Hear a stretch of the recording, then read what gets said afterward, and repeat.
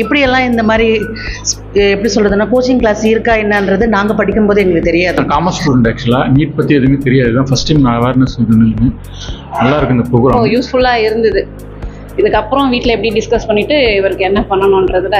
ஆனால் இங்கே வந்த பிறகு கொஞ்சம் நிறைய தெரிஞ்சுக்கிட்டோம். என்னோட கொஞ்சம் எனக்கு புரியல, சரி அவங்களுக்கு புரியுது. ஓகே ஓகே சார், எங்கள் பொண்ணாலும் முடியும் அப்படின்னு நினைக்கிறேன். ஸ்மார்ட் லேர்னிங் சென்டர் வந்து எங்களுக்கு ரொம்ப பிடிச்சிருந்தது இந்த செஷன்.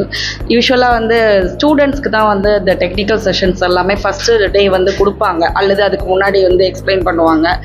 எங்களுக்கும் சேர்த்து நீங்கள் எக்ஸ்பிளைன் பண்ணது வந்து நாங்கள் எங்கள் ஸ்டாஃபை பற்றி எல்லாம் தெரிஞ்சுக்கிறதுக்கு ஒரு வாய்ப்பாக இருந்தது. புரிகிற மாதிரி இருந்தது.